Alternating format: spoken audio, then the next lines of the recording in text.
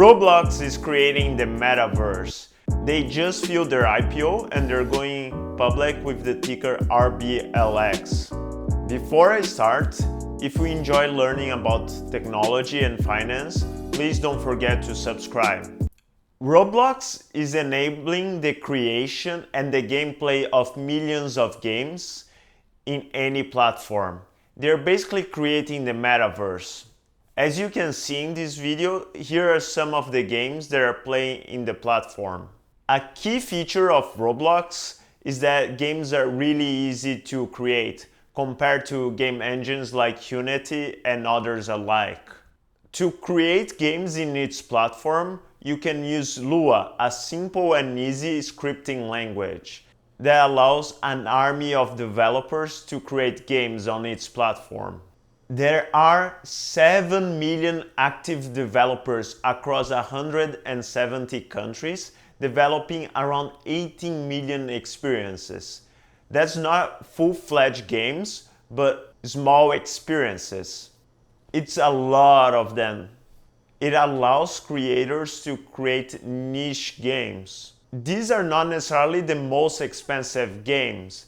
This is something similar to YouTube compared to Netflix. These niche games drives usage, which drives the flywheel. User-generated content created by developers and creators power the platform. As the developers and creators develop more high-end experiences, that drives more usage. And the more users come to the platform, the more developers and creators come to create. There's a reason why platforms are worth so much. They're really hard to unseat. But is this company worth 10 times more in the next 10 years? It has around 36 million users. For comparison, YouTube has 1.6 billion users. And it was growing at 50% before COVID hit, which drove growth and engagement. Its business model allows users to buy Robux with dollars to spend on games and experiences.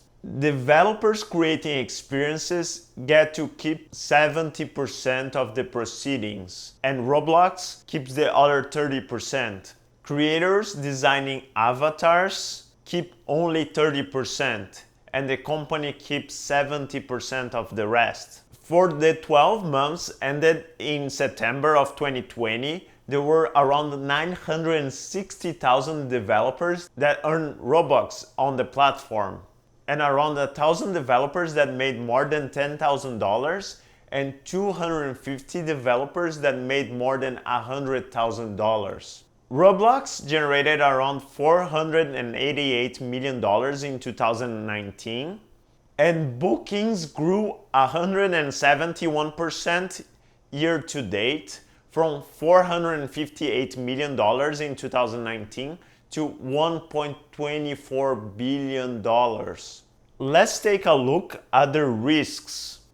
First, they rely on a small percentage of users that spend money in their platform, but most of the freemium games are like that. Second, Apple and Google could change pricing in their App Store and Google Play Store and also change policy with no approval of their apps. Currently, 34% of their users are in the iOS app, 18% are in the Google Play app, and 68% of the users are acquired from both platforms. Their third biggest risk is that more than half of their users are kids under 12 years old. What happens when kids mature? They believe that in part their business performance will depend on how well they can penetrate and increase the percentage of users that are 13 years old and above. They're spending a lot of resources to grow into that audience. As of September of 2020, the average lifetime of a user was around 23 months. That was the same of 2018 and 2019. That's weird that the lifetime of their users hasn't changed. Does that mean that users are always growing out of the game? Fourth, Despite 67% of their DAUs being outside of US and Canada, they drive most of their revenue from these two countries. 68% of the revenue generated comes directly from these two countries. Let's take a look at their growth strategy.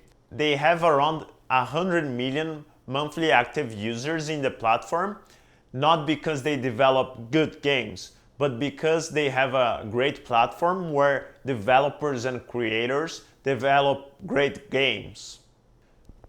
So they are spending a lot of resources improving the platform so creators and developers can create better experiences for its users and also experiences for an older demographic. They are already seeing early signs of their improvements. In the 9 months of 2020, their 17 to 24 age group has grown faster than their core demographic of kids under the age of 13. Looking at average booking per user, that also has increased over time. That's great news. Revenue increased to $238 million or 68% year over year. That's mostly driven by the increase of daily payers. They saw an increase from 168,000 daily payers to 455,000 daily payers. So looking at bookings and revenue at Roblox, we see different numbers. Bookings is the total amount of money that users spend in a single month to get Robux, and revenue is that average out in the next 23 months, the average lifetime user spend. So looking at revenue in that way, they lost around $200 million in income this year to date, which is not representative of their actual business. If we look at free cash flow, they generated around $292 million. Roblox latest private valuation was around $8 billion, and they have generated in the last 9 months around $1.2 billion of bookings, around $500 million of revenue, and free cash flow of around $292 million. Given that valuation, that means a 27 price over free cash flow multiple. That seems like a very good valuation. We'll see what valuation they go when they go public, and we'll see if that represents a good investment. Let me know in the comments down below if you think that's a good investment. Thanks for watching. Bye.